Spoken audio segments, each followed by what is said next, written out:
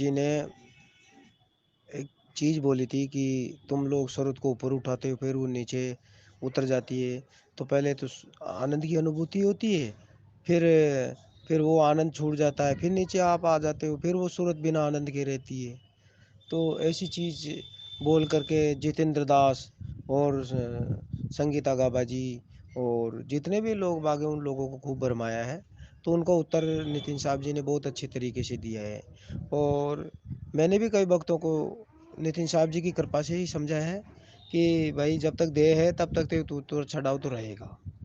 क्योंकि उतार चढ़ाव हमेशा मन और ये जो शरीर है, जब तक हमारा देहाभिमान रहेगा, जब तक संसार में हम लोग जीवित हैं और जब तक हमारा शरीर साथ है, तब तक ये उतार चढ़ाव रहेगा रहेगा।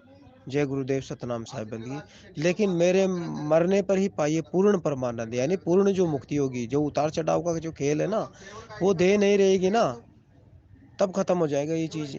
साहब जी ने बहुत अच्छे तरीके से समझाया। तो या आत्मिक स्तर पर देखो, सुखी होना अलग चीज होती है। फिर समझ लो, कई लोग ये भ्रम भी फैलाते हैं कि अगर आप सुखी हो तो दुखी भी हो जाओगे।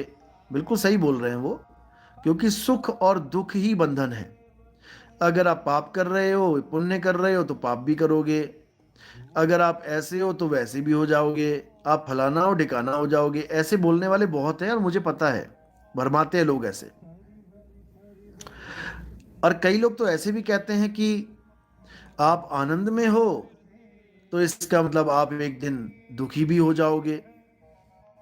आनंद का विपरीतार्थक दुखी ढूंढ रखा उन्होंने। लेकिन उनको यह नहीं पता कि आनंद से भी ऊपर एक चीज है जिसको परम आनंद कहते हैं। अब वो परम क्यों लगाया है? क्योंकि परम का तुम जब भाव समझोगे तो उसका मतलब होता है कभी खत्म ना होने वाला। उसको कहते हैं परम।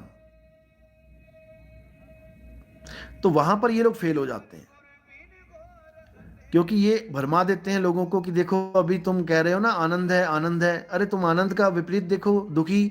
आज आनंदित हो, कल को दुखी हो जाओगे। कुछ देर का आनंद है, फिर दुखी हो जाओगे। ठीक है, अच्छी बात है, कुछ देर का आनंद है, फिर दुखी हो जाओगे। बोलने में अच्छा है। क्यों? क्योंकि देह के साथ जुड़े हो। देह के साथ जो भी जुड़ा है वो दोनों भाव में रहेगा। कब तक? जब तक देह खत्म नहीं होती।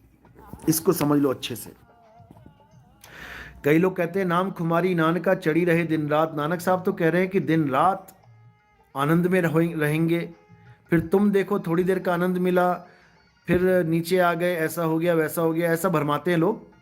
उनको ये नहीं पता कि ये वाणियाँ जो बोली जाती हैं ये बहुत सोच समझ के, बहुत सोच विचार के, गहन विचार करके बोली जाती हैं।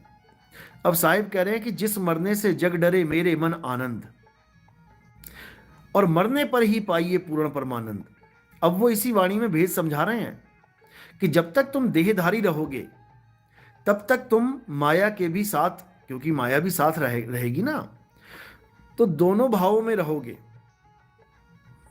जैसे मैंने कोई नाव न जाने मेरा, ये सत्संग जो मैंने किया था उसमें देखो शुरू में क्या लिखा है उसमें, कि जब मैं तेरी वंदना करता हूं, तेरी पूजा करता हूं, तब सब ये जितने भी काम क्रोध लोभ तीन गुण हैं ये सब हथियार फेंक देते हैं मेरे सामने।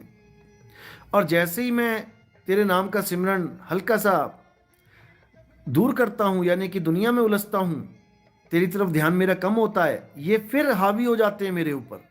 ये नानक साहब की वाणी है। वो खुद गवाही दे रहे हैं कि जब तक काया है तब तक ये सब चलता रहता है, लेकिन इसका अंत कब हो जाता है? कबीर साहब गवाही देते हैं, जिस मरने से जग डरे मेरे मन आनंद, मरने पर ही पाइए पूर्ण परमानंद। यानी जब पूर्ण पूर्ण तरह से, यानी कि पूरी तरह से जब देह का त्याग हो जाएगा, अब दोबारा तुम्हारे पास दूसरी कोई ऑप्शन नहीं है। तुम्हारे पास दोबारा तुमने आना ही नहीं है। इस काया के साथ तुम्हारा कनेक्शन ही खत्म हो गया। अब वापस तुम किसी और अवस्था को प्राप्त नहीं होगे। अब तुम सीधे सुरत समाये शब्द में वाको काल ना खाए। तुम इस अवस्था में आ जाओगे।